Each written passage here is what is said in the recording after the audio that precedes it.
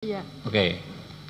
saya juga dikasih bantuan oleh Bang John eh, eh, kerja Oke. di perusahaan High Five, Mm-mm. sama saya juga kuliahkan di universitas terbaik di Jakarta Oke. sampai lulus. Saya mau menceritakan tentang kejadian yang saya alami. Jadi posisinya saya kan lagi kerja Tanggal berapa itu Mbak Dwi? tanggal 17 Oktober jam 9 malam. Jam 9 malam 2024 ya. 17 Oktober 2024. Si pelaku dari luar masuk ke dalam toko, terus duduk di sofa, terus dia mesen GoFood. Setelah abang GoFoodnya datang, di situ dia nyuruh saya nganterin makanannya ke kamar pribadinya. Terus di situ saya nolak karena di situ bukan tugas saya juga, makanya saya nolak. Ada hal lain juga dari sebelum kejadian ini, dia juga pernah ngatain saya miskin, babu. Terus dia juga sempat ngomong, orang miskin kayak lu nggak bisa masukin gue ke penjara, gue nih kebal hukum. Dia sempat ngomong kayak gitu. Terus saya di situ mau resign, tapi ditahan sama adiknya si pelaku. Akhirnya saya dan karyawan yang lain minta untuk bikin perjanjian kalau saya nggak mau nganterin makanan si pelaku lagi. Dari situ saya nolak. Pas saya nolak berkali-kali, dia ngelempar saya pakai patung, terus ngelempar saya pakai bangku, habis itu ngelempar saya pakai mesin edisi BCA.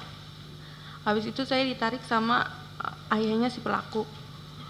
Terus karena HP sama tas saya masih di dalam, akhirnya saya balik lagi ke dalam, tapi saya malah dilempari lagi pakai kursi. Akhirnya saya kabur ke belakang ke tempat banyak oven. Di situ saya nggak bisa kemana-mana. Akhirnya saya dilempari lagi pakai barang-barang. Terus yang endingnya di situ saya dilempar pakai loyang kue sampai kepala saya berdarah. Jadi berkali-kali itu Mbak ya? Iya. Dari jam 9 itu ya? Iya. Pertama setelah dia minta Mbak Dwi mengantarkan makanan nggak mau, dia sudah melakukan lempar. Ya, waktu mau pulang dilempar lagi sampai kena. Itu kena semua itu ya? Kena semua ke badan saya semua. Ke badan. Oh, nggak ada yang nolong waktu itu? Nggak ada. Nggak ada. Teman-teman yang lain nggak ada ya di situ ya? Nggak ada, saya di situ cuma berdua sama teman saya satu. Oke. Terus sampai akhirnya waktu mau ngambil handphone itu dilempar, Mbak Dwi tersudut ya? Iya. Kena kepala itu ya? Kepala. Itu yang ada bocor di foto itu ya? Iya. Di situ ya. Nah, lantas apa yang terjadi, Mbak? Terus di situ pas udah berdarah, tapi saya nggak tahu kalau di situ udah berdarah, tapi saya udah megangin kepala saya begini. Terus dia mungkin dia udah ngeliat duluan darah, terus dia kabur ke belakang, baru saya bisa kabur keluar toko. Yang dia ngomong apa? Saya kebal hukum itu sebelum melakukan apa setelah melakukan? Itu dia kejadian sebelum ini. Jadi ada kejadian lain sebelum kejadian itu? Iya, ada. Tanggal berapa kejadian yang lainnya, Bu? Bulan September. Oh, jadi sering dia melakukan hal seperti itu. Selain kepada Mbak Dwi, ada kepada yang lain juga? Kenapa? Selain kepada Mbak Dwi, ke karyawan lain ada dilakukan juga? Kalau ke karyawan yang lain mungkin dari mulut aja. Omongan, verbal. Iya. Oke, tapi yang Mbak Dwi bulan September sudah pernah dilempar juga? Iya, tapi di situ dia lempar saya pakai tempat solasi, itu kena kaki saya. Kena kaki? Oke. Kalau terus dia juga lempar saya pakai meja, tapi nggak kena. Nggak kena. Nah, yang makanya dia ngomong karena merujuk ke kejadian sebelumnya bahwa dia kebal hukum. Iya. Oke. Sampai setelah berdarah, Mbak dibawa ke rumah sakit gitu? Ke klinik. Ke klinik penggilingan situ? Iya. Oke, lanjut. Abis kejadian itu langsung lapor ke Polsek Cakung. Ke Polsek Cakung. Rawamangun dulu. Rawamangun. Iya, tapi di situ emang nggak bisa nanganin karena. Oke, kejadiannya di Cakung. Akhirnya dirujuk ke Cakung, dan di Cakung juga nggak bisa nanganin juga. Kenapa yang Rawamangun menolak? Apa alasannya waktu itu? Mungkin TKP-nya. TKP. Oke. akhirnya saya disuruh ke Polres Jatinegara, Jakarta Timur. Oh, ke Polres Jakarta Timur di Jatinegara. Iya. Itu hari itu juga, hari yang Hari sama. itu juga. Jadi hari itu Mbak bolak-balik ke 3 kantor polisi. Iya. Diantar siapa? Teman-teman sama keluarga. Oke. 17 Oktober Mbak bolak-balik 3 kantor polisi, akhirnya diterima di Polres Jakarta Timur di Jatinegara itu ya. Iya. Oke, lanjut. Paginya langsung visum. Terus Visum.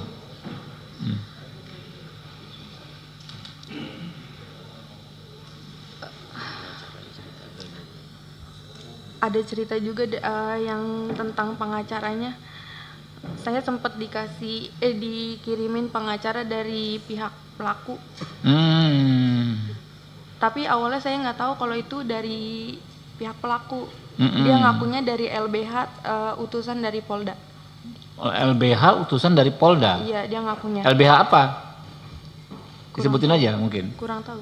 Dia ngomong itu aja. Oke, ngakui dari LBH ya, tapi Mbak belakangan tahu itu dari pelaku. Gitu. Awalnya nggak tahu. Oke. Terus pas pertemuan di Polres pengen BAP, di situ dia ngasih tahu kalau dia disuruh sama bos saya. Siapa namanya? Apsya. Nama pengacaranya. Nama pengacaranya? Enggak. Pengacaranya siapa namanya? Bosnya siapa namanya? Pengacaranya saya nggak tahu namanya. Iya, nama Bosnya, bos Anda siapa? Linda. Oh, Bu Linda ya. Nah, makanya namanya itu Linda apa ya? Linda. Oke, lanjut. Terus akhirnya mama saya ganti pengacara. Di situ pengacara yang keduanya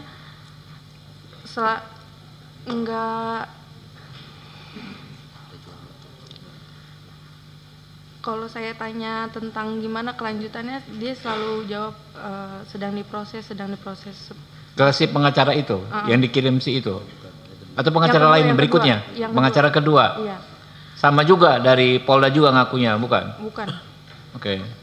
Di situ dia setiap ada info selalu ke rumah dan minta duit. Mama saya sampai jual motor. Jual motor? Iya. Motor satu-satunya. Ya Allah. Oke, lanjut.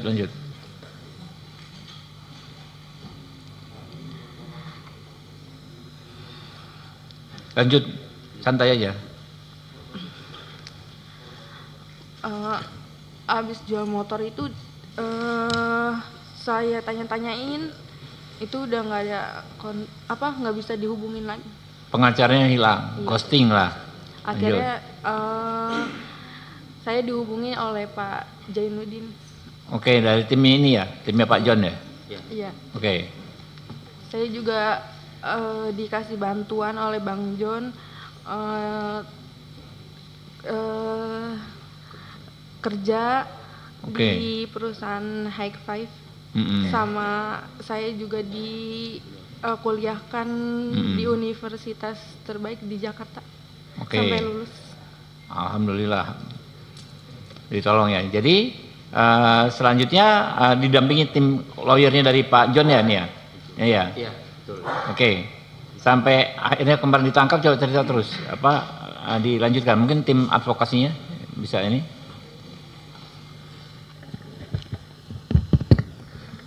Assalamualaikum warahmatullahi wabarakatuh.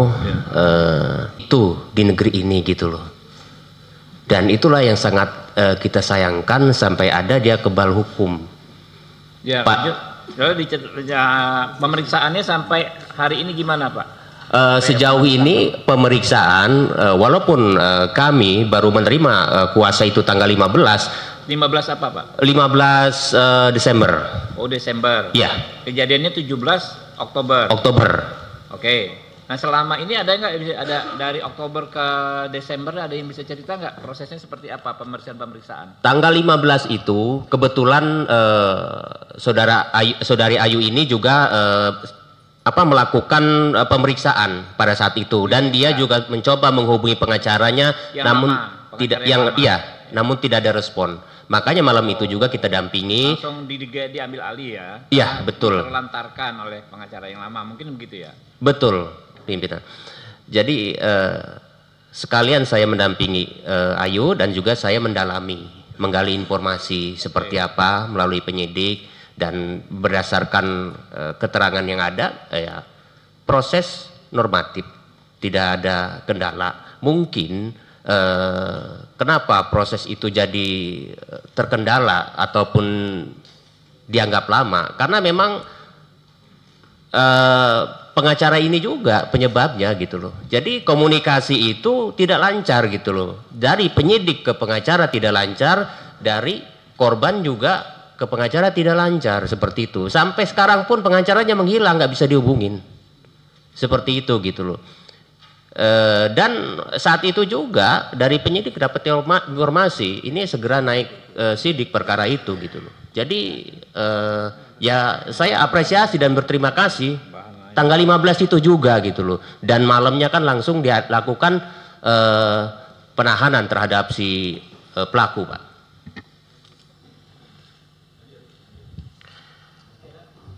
Udah itu cuma. Ya, mungkin Pak Kapolres. Laporan terkait dengan penyelidikan dan penyidikan dugaan tindak pidana penganiayaan sebagaimana dimaksud dalam pasal 351 ayat 1 dan atau pasal 351 ayat 2 KUHP. Mohon izin dasar penyelidikan kami dan mulai dari Undang-Undang Nomor 8 Tahun tentang Hukum Acara Pidana, Undang-Undang Nomor 2 Tahun 2002 tentang Kepolisian Negara Republik Indonesia, Perkap Nomor 6 Tahun 2019 tentang Penyidikan Tindak Pidana, Perkabareskrim Nomor 1 Tahun 2002 tentang Standar Operasional Prosedur Pelaksanaan Penyidikan Tindak Pidana. Berikutnya laporan polisi B3414 10 Romawi 2004 SPKT Polres Metro Jakarta Timur Polda Metro Jaya tanggal 18 Oktober 2004 yang dilaporkan oleh saudari Dwi Ayu Darmawati, dan terakhir adalah surat perintah penyelidikan SP Lidik garing 4562 garing 10 Romawi garing res titik 1.6 garing 2024 garing reskrim tanggal 30 Oktober 2024. Kami jelaskan terkait dengan timeline penyelidikan. Jadi mulai pembuatan laporan polisi terjadi pada tanggal 18 Oktober 2024 sekitar pukul 02.30 waktu Indonesia Barat.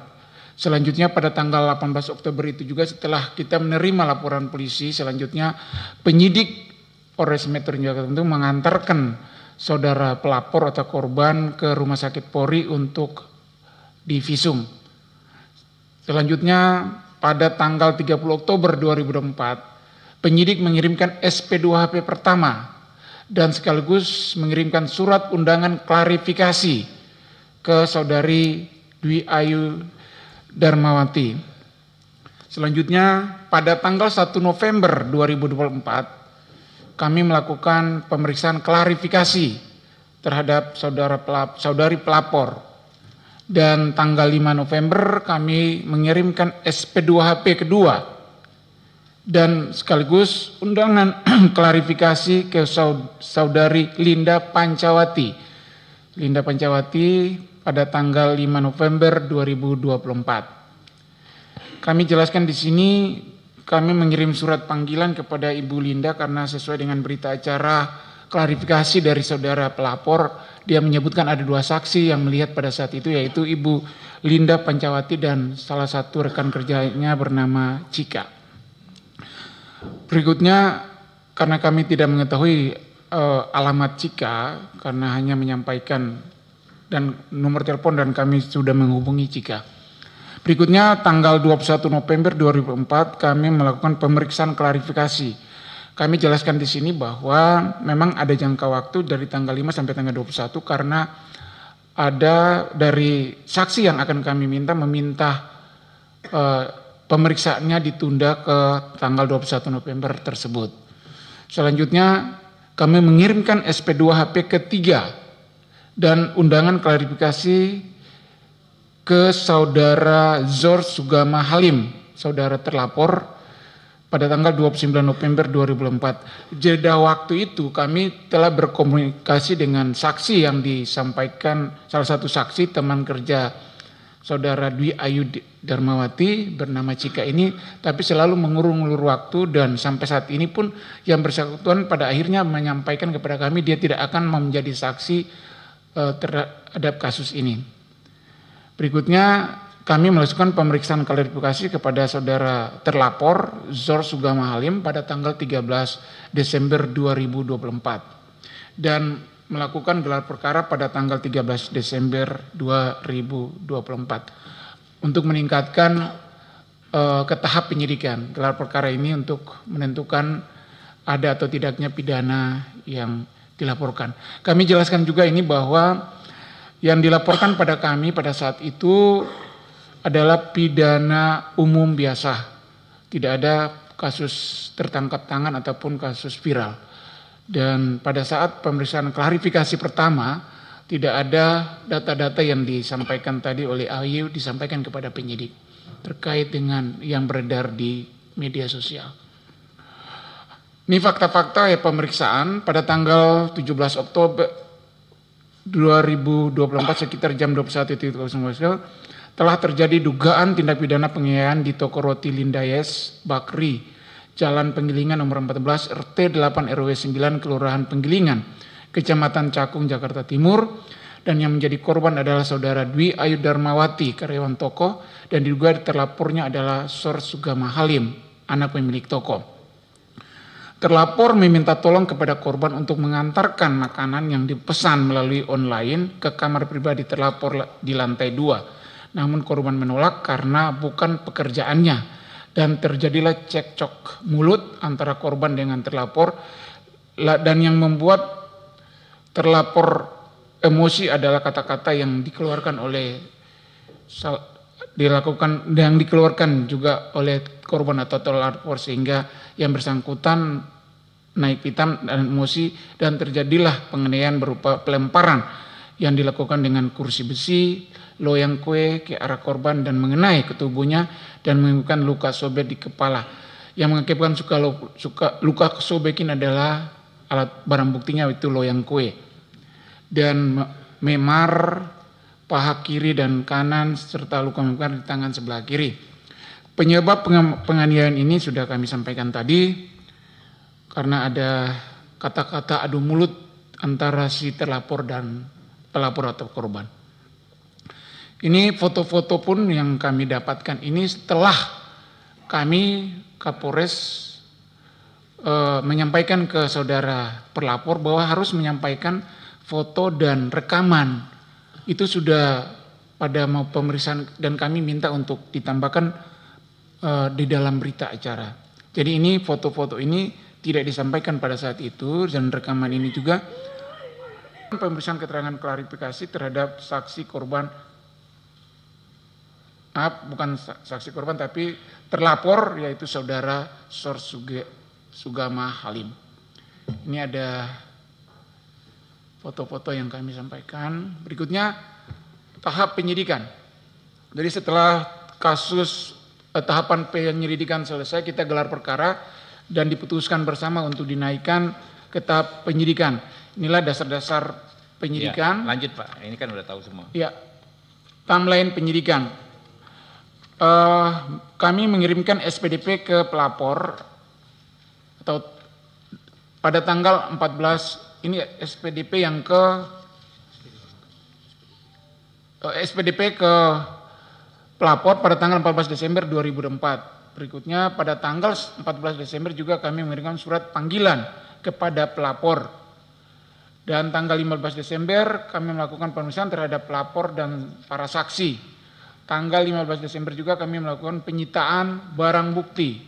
Dan tanggal 16 Desember kami mengamankan terlapor karena pada saat itu kami mengirimkan surat panggilan terhadap terlapor, namun kami berkomunikasi terlapor berada kedudukannya di daerah Sukabumi, sehingga kami melakukan pengamanan terhadap terlapor di daerah Sukabumi pada tanggal 16 Desember 2004. Selanjutnya pada tanggal 16 Desember kami juga melakukan gelar perkara penetapan tersangka, dan tanggal 16 Desember itu juga kami menetapkan tersangka dan kami melakukan penahanan dan press release.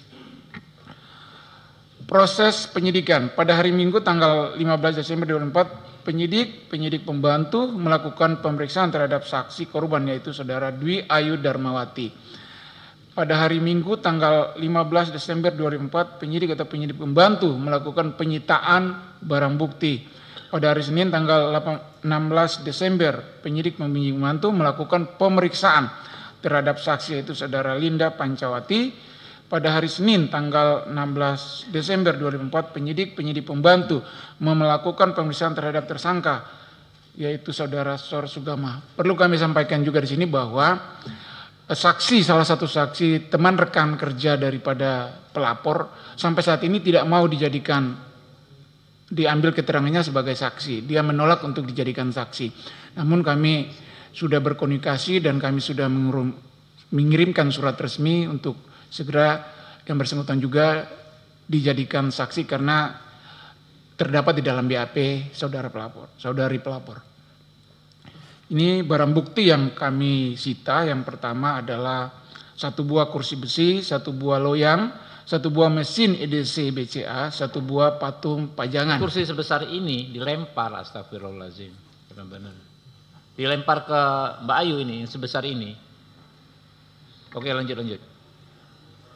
Badan besar, saudara Zor Sugama Halim. Demikian yang dapat kami sampaikan yang berada di Polri sesuai dengan Perkap dan Perkabareskrim.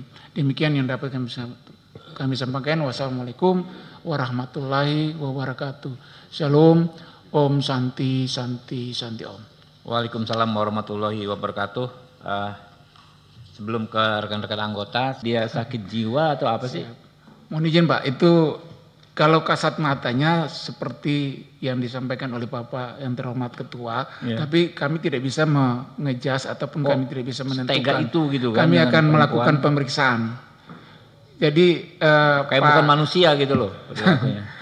Kami akan melakukan pemeriksaan psikologis yang bersangkutan. Iya, tapi jangan jadi alasan pemaaf nanti Pak. Siap. Ya. Oke, mungkin langsung suhu kita Pak Rikwanto.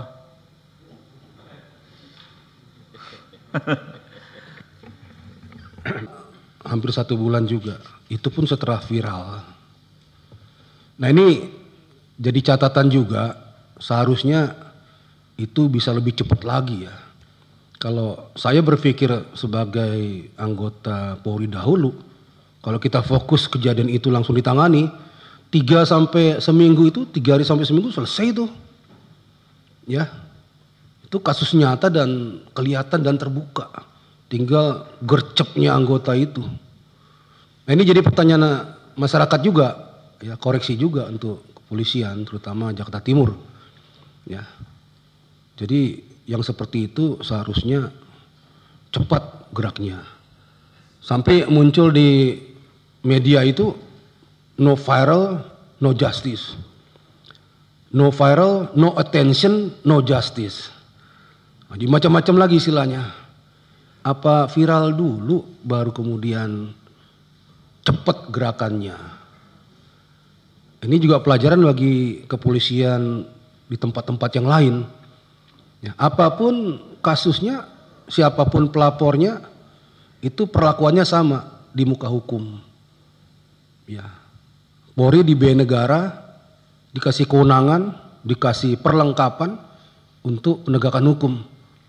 Siapapun yang bermasalah dengan hukum, tidak pilih-pilih, kerjakan itu. Ya. Namun demikian saya apresiasi sama Polres yang akhirnya bisa menangkap pelaku.